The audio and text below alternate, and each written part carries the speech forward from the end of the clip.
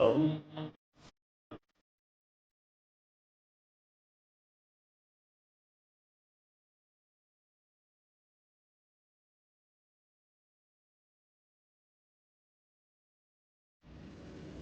اللہ الرحمن الرحیم ان الحمد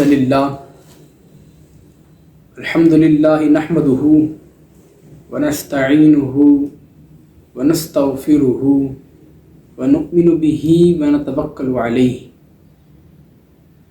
ونعوذ باللہ تعالی من شرور انفسنا ومن سیئات اعمالنا من يهده اللہ فلا مضل له ومن يضلله فلا هادي له ونشهد أن لا إله إلا الله وحده لا شريك له ولا نظير له ولا مثال له ولا مثيل له ولا مماثل له ونشهد أن سيدنا ومولانا ومأوانا وملجأنا وحبیب قلوبنا وطبیب نفوسنا المصطفى الامجد المحمود الاحمد ابی القاسم محمد صلی اللہ تعالی رسوله النبی الامین المکین الحنین الکریم الرعوف الرحیم وعلى آلہ الطیبین والطاہرین واولیاء امته وعلماء ملته اجمعین الی یوم الدین اما بعد عزیزان گرامی قدر، میں نے چاہا کہ آج آپ کو، چونکہ قال نبی تو سناتے ہی ہیں، ہر بار سناتے ہیں، لیکن آج میں نے چاہا کہ آپ کو ایک ایسی حدیث مبارکہ سنائی جائے جو کہ اپنے اندر ایک کیفیت بھی رکھتی ہو، جو کہ اپنے اندر بہت سارے احکام بھی رکھتی ہو، بشارتیں بھی رکھتی ہو، وعیدیں بھی رکھتی ہو۔ اگر کہا جائے کہ کوئی شخص آگے کہے کوئی ایسی چیز بتائیں جو کفایت کر جائے، ہر چیز سے کسی چیز کی ضرورت نہ پڑے اس کو سننے کے بعد، تو وہ حدیث کا میں نے انتخاب کیا۔ تو اللہ تعالیٰ سے دعا ہے اللہ تعالیٰ آپ کا سننا، میرا سنانا اپنی بلند بارگاہ میں قبول و منظور فرمائے۔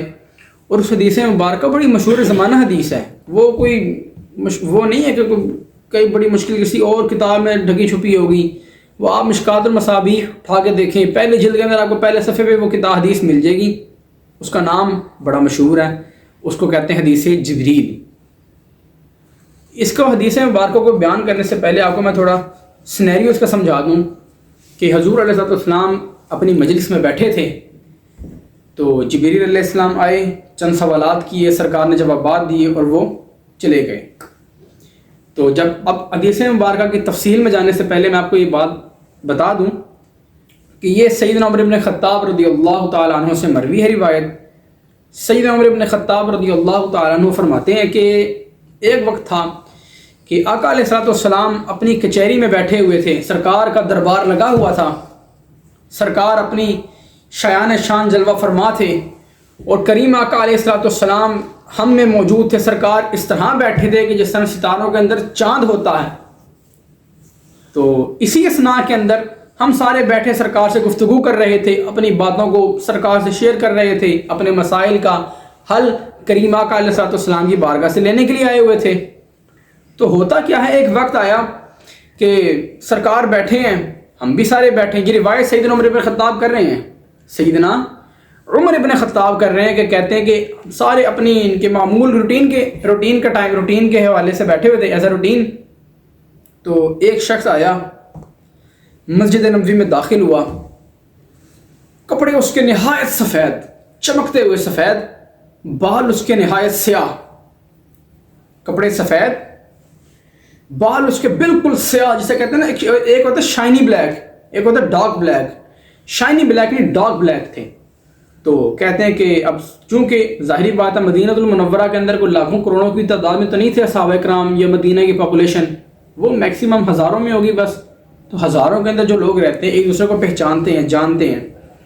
ان کے ہاں کوئی مہمان بھی آ جائے تو وہ کہتے ہیں کہ ہاں فلاں شخص کا مہمان آیا، یہ پتہ لگ جاتا ہے، ایک سینیریو سمجھ آ جاتی ہے۔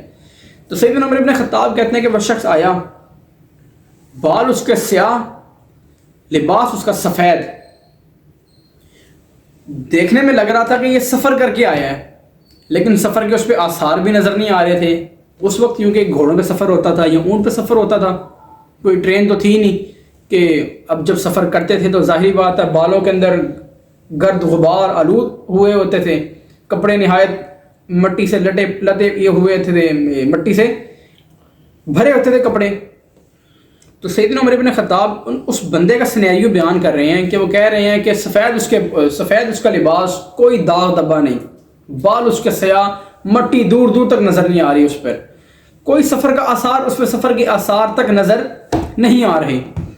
تو ہم میں سے کوئی جانتا بھی نہیں اس کو، ظاہری بات ہے، میں نے آپ کو پہلے بتایا کہ مدینہ المنورہ کی اتنی پاپولیشن نہیں تھی۔ اگر ہم سرکار علیہ السلام کے زمانے تک بھی کر لیں تو جب سرکار ہجرت کر کے گئی، جب پہلا مقابلہ ہوا غزوہ بدر، 313 لوگ گئے تھے اس کے اندر، تو آپ خود حساب لگا لیں کہ اگر اس دور کی بھی حدیث مبارکہ اگر تطبیق بھی کر لیں تو اتنے بندے، اگر آپ دیکھیں نا کسی ایک محلے میں 100 150 یا 200 یا 500 1000 بندہ بھی رہتا ہے، ایک دوسرے کو پہچانتے ہیں کہ یہ فلاں کا بچہ ہے، فلاں کا بیٹا ہے، فلاں اس کے والد ہیں، فلاں اس کی والدہ ہیں، ہر بندہ پہچان لیتا ہے۔ تو آپ نے کہا کہ ہم پہچان بھی پا رہے تھے اس کو کہ یہ بندہ کون ہے، کہاں سے آیا ہے۔ ایک اجنبی بندہ اچانک آ کے مجلس میں آ کے بیٹھ جائیں اور اب وہ شخص آیا، نبی علیہ السلام جلوہ فرما تھے۔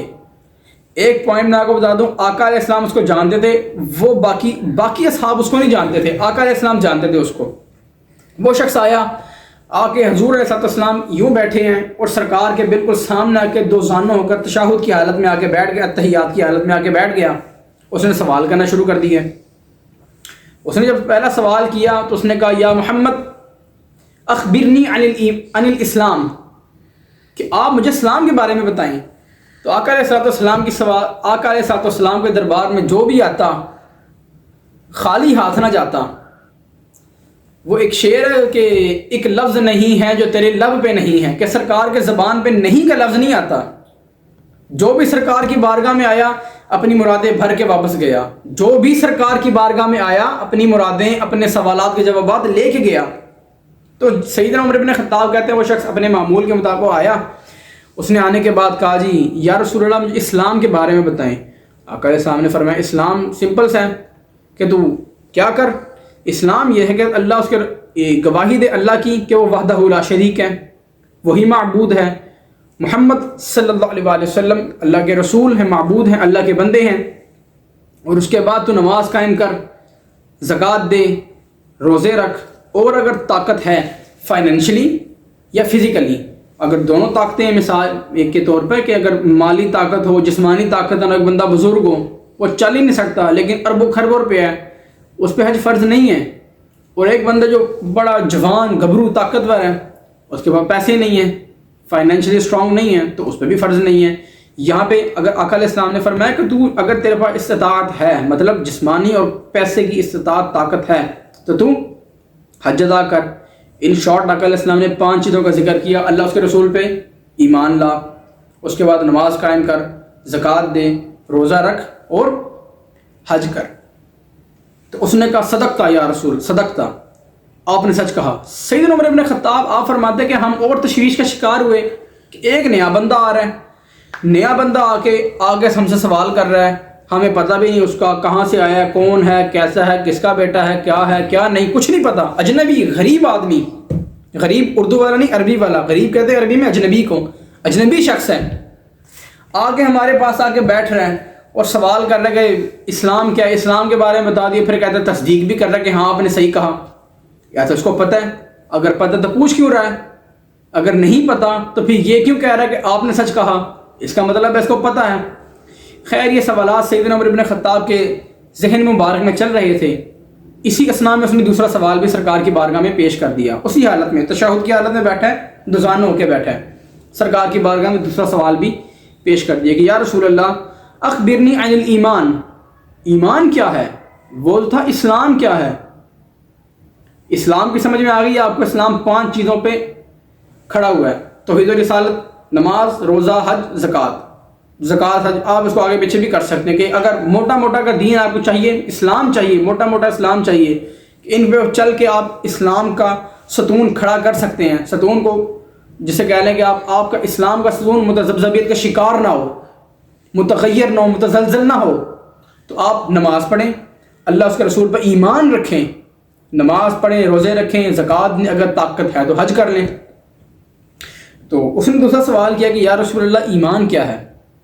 آقا علیہ السلام نے فرمایا ایمان یہ کہ تو ایمان لا اللہ پر، و ملائکتہ اس کے ملائکہ پر، و کتبہ اس کی کتابوں پر، و رسولہ اس کے رسولوں پر، والیوم الآخر اس کی اور یوم آخرت پر. اس کے آگے اللہ تبارک و تعالیٰ کے حبیب صلی اللہ علیہ وسلم نے ایک اور چیز کا اضافہ کیا. وہ آقا علیہ السلام نے فرمایا وَتُؤْمِنَ بِالْقَدْرِ وَخَيْرِ وَخَيْرِهِ وَشَرِّهِ کہ تو خیر اور شر پہ ایمان رکھ. اس نے سوال کیا یا رسول اللہ ایمان کیا؟ آقا علیہ السلام نے فرمایا سمپل سی بات ہے، اللہ پر ایمان لا، اس کے بعد اس کے ملائکہ پر ایمان لا، اس کے بعد تو کتابوں پر ایمان رکھ، اس کے رسولوں پر ایمان رکھ، یوم آخرت پر مطلب مرنے کے بعد دوبارہ اٹھنا ہے. کیونکہ یہاں پہ بہت سے عقائد کا ایک سوال، عقیدے کا سوال اٹھتا ہے کہ یہاں پہ لوگ کہتے ہیں مرنے کے بعد ختم. جس طرح ہمارے ہاں ہندوؤں کے اندر کنسیپٹ ہے کہ مرنے کے بعد بس جو جل گیا مر گیا، دوبارہ نہیں اٹھ سکتا. اللہ یہ ایمان رکھنا ہے کہ مرنے کے بعد ہم نے ایک دن آنا ہے کہ اللہ تبارک و تعالیٰ نے سب کو قبروں سے نکال کے باہر کھڑا کر دینا ہے، اپنے سامنے حساب و کتاب لینا ہے سب کا. وہ دن بھی آنا ہے، اس پہ بھی ایمان رکھ. پھر اس کے بعد تو قدر پر مطلب تقدیر پہ ایمان رکھ، خیر پر اور شر پر، خیر پر اور شر پر. یہاں پہ میں آپ کو جملہ عرض کروں گا کہ اللہ تعالیٰ نے ہر خیر میں شر رکھی ہے اور ہر شر میں خیر رکھی ہے. آپ اگزامپل لے لیں، مثال کے طور پر ایک موبائل ہے، موبائل میں خیر بھی ہے ساتھ شر بھی ہے. خیر کیا ہے؟ اچھے کام دیکھ لیں آپ، وہ آپ کے لیے خیر ہے. اسی کے ساتھ برے کام بھی اللہ تعالیٰ نے ساتھ رکھے ہیں، وہ شر بھی ہے. کیوں؟ آپ کو آزمانا ہے اللہ تعالیٰ نے. تو یہاں پہ اگر اس نے اسلام کا پوچھا، آپ کو اسلام سمجھ میں آ گیا ساروں کو. اسلام کیا ہے؟ نماز پڑھ، اللہ اس کے رسول پہ ایمان رکھ، نماز پڑھ، زکوٰۃ دے، حج کر اور روزہ رکھ. اس کے بعد اس ایمان پوچھا کہ یا رسول اللہ ایمان کیا ہے؟ تو آقا علیہ السلام نے فرمایا تو سمپل سی بات ہے، اللہ کی ذات پہ ایمان لا کے ہمارا وحدہ لا شریک خدا ہے ایک، وہی خالق کائنات ہے، وہی مالک کائنات ہے، وہی رازق کائنات ہے، سب کچھ اس کے قبضہ قدرت میں ہے. دوسری چیز پہ ایمان لانا مطلب اس کے فرشتے بھی ہیں، اس کی ایک نورانی مخلوق ہے، ان کی ڈیوٹیز اللہ تبارک و تعالیٰ نے اپنی مرضی سے لگائی ہوئی ہیں. ان دو پہ ایمان رکھنا ہے. تیسری چیز جس پہ ایمان رکھنا ہے وہ ہے وَكُتُبِهِ اس کی نازل کردہ کتابوں پر. ہمارے ہاں مشہور کتابیں کم از کم 4 کتابیں تو مشہور، تورات، زبور، انجیل اور الفرقان مطلب قرآن مجید. اس کے علاوہ جتنی بھی کتابیں اس نے نازل کی، صحائف اس نے نازل کیے، سب پر ایمان لانا واجب ہے، لازم ہے، فرض ہے. اس کے بعد کس پہ ایمان رکھنا ہے؟ اس کے رسولوں پر، جو اس کے رسول شریعتیں لے کر آئے، اس کے انبیاء جنہوں نے شریعتوں کے اوپر کاربندی کے ساتھ کاربند ہو کے اس پہ کام کیا، خدا کی وحدانیت کا اقرار کیا اور تبلیغ کی، ان پر بھی ایمان رکھنا ہے. کہ یہ نہیں کہنا کہ حضور علیہ السلام پہ ایمان رکھ لیا بس، حضور پہ ایمان تو ہمارا سب کا ہے. اس کے ساتھ عیسیٰ علیہ نبی جی علیہ السلام آپ بھی اللہ کے نبی اور رسول ہیں، موسیٰ علیہ السلام بھی اللہ کے نبی اور رسول ہیں، آدم سے لے کر عیسیٰ علیہ نبی جی علیہ السلام تمام نبیوں پر ایمان رکھنا لازم ہے، واجب ہے. ان کے علاوہ پھر آقا علیہ السلام نے فرمایا کہ تو آخرت کے دن پر بھی ایمان رکھ. وہی جو پہلے میں نے بات کی تھی کہ ہمارے جو ہاں ہندوؤں والا کنسیپٹ ہے کہ ہندو جو کہتے ہیں کہ بس جلا دیا دیٹس اٹ، ختم. نہیں، جلانے کے بعد اللہ تبارک و تعالیٰ نے دوبارہ اٹھانا ہے. میں اس کے اوپر آپ کو ایک صحیح مسلم کی روایت سناؤں کہ ایک شخص تھا، یہ صحیح مسلم کی آپ کو جسے کہہ لیں کہ آخری جلد کے اندر ملے گی، مجھے ریفرنس اس کا یاد نہیں ہے ابھی، اگر ہوا تو میں آپ کو شیئر کر دوں گا، ریفرنس آپ سب کو شیئر کر دوں گا. کہ ایک شخص نا، اس نے جب اس کی مرنے والی حالت ہوگی، جب جسے کہہ لیں کہ بس اب مرنے والا تھا، تو اس نے اپنے بیٹے کو بلایا، اپنے بیٹے کو بلا کے نصیحت کی کہ دیکھو ایک کام کرنا، جب میں مر جاؤں تو میرے مرنے کے بعد نا میری جسم کو نا آگ لگا دینا، آگ لگا کے اس کا راکھ نکالنا، راکھ نکال کے اس کو ہوا میں اڑا دینا. بیٹوں نے بڑا کہا کہ وصیت ہے باپ کی، والد صاحب کی وصیت ہے، کیا کریں. بیٹوں نے کیا، اسی طرح کیا، آگ لگائی، راکھ بنائی، ہوا میں اڑائی. اللہ تبارک و تعالیٰ نے حکم دیا دوبارہ، ہواؤں کو، پانیوں کو، ذرات کو حکم دے کہ دوبارہ اس کو جوڑو، کن فیکون، دوبارہ بندہ کھڑا کر دو، دوبارہ پورا۔ وہ بندہ جو مر گیا تھا اللہ تبارک و تعالیٰ نے پورا بندہ کھڑا کر دیا۔ پھر سوالات کیے اللہ تعالیٰ نے اس سے کہ تجھے کس چیز میں مجبور کیا یہ کام کرنے پر؟ اس کے دل میں ایمان تھا کہ اللہ تبارک و تعالیٰ کے سامنے پیش ہونا ہے، اس کے دل میں ایمان تھا۔ یہ حدیث مبارکہ میں نے اس لیے سنائی کہ بعض لوگ ہمارے ہاں نا مسلمان جو بڑے انوسینٹ مسلمز ہوتے ہیں، جن کا ہاں کوئی قرآنک یا ریلیجیس کوئی نالج نہیں ہوتا اتنا، وہ سنتے ہیں اچھا یہ بات ہے، ہاں یہ بھی ہو سکتا ہے، وہ بھی ہو سکتا ہے۔ اس حوالے سے بات کر رہا ہوں میں کہ اللہ کے نبی صلی اللہ علیہ وسلم کی حدیث مبارکہ تھی، جب اللہ تعالیٰ نے اس شخص کو کھڑا کیا، دوبارہ زندہ کیا، تو اللہ تعالیٰ نے کہا تجھے کس چیز نے روک کے رکھا ہے کہ تو جو یہ کام کروا رہا تھا، تو نے یہ کام کروایا مرنے کے بعد، یہ مرنے کے بعد دوبارہ زندہ کیا اللہ تعالیٰ نے۔ مر گیا، جل گیا، اس کی راکھ اٹھا کے ہوا میں پھیلا دی، اس ہوا سے اللہ تعالیٰ نے راکھ جمع کر کے دوبارہ اس کو کھڑا کر دیا، اس کی دوبارہ روح پھونک دی۔ تو جب اللہ تعالیٰ نے سے سوال کیا کہ تو نے یہ کام کیوں کیا ہے، تو اس نے کہا یا اللہ میں تیری بارگاہ میں کھڑا ہونے سے ڈرتا ہوں۔ ایمان تھا اس کا اللہ کی ذات پہ کہ ہم نے مرنے کے بعد دوبارہ زندہ ہونا ہے۔ اس نے کہا یا اللہ میں اتنا گناہ گار، اتنا سیاہ کار، اتنا ڈوبا ہوا ذلت کے اندر، میں کون سا منہ لے کے تیری بارگاہ میں کھڑا ہوں گا؟ میں کس منہ سے تیری بارگاہ میں آؤں گا؟ کس منہ سے تجھے فیس کروں گا کہ یا اللہ اتنے گناہ کیے، میرے اعمال، میرا خیال ہے گناہوں کے انبار لگے ہوئے ہیں، یہ گناہ لے کے تیری بارگاہ میں آؤں گا؟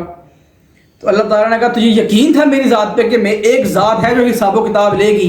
انہوں نے کہا پروردگار عالم یقین تھا، تو میں نے اپنے آپ کو جلوایا نا کہ جب جل جاؤں گا تو کون حساب کتاب لے گا، پھر میں اللہ کی بارگاہ میں کیسے کھڑا ہوں گا؟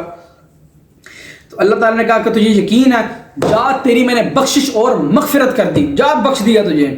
یہ بخشش اس کی اس طرح ہوئی، اس کے دل میں یقین تھا، یقین کامل تھا کہ میرا ایک خدا ہے، وہ وحدہ لا شریک ہے، اس نے حساب و کتاب لینا ہے، قیامت کے دن اس نے اٹھانا ہے مرنے کے بعد۔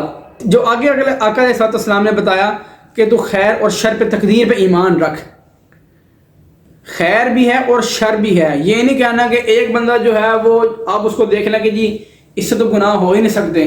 معصوم ذات صرف نبی علیہ السلام، انبیاء کی ہے، انبیاء معصوم عن الخطا ہیں، ان کے علاوہ کوئی ذات معصوم عن الخطا نہیں ہے۔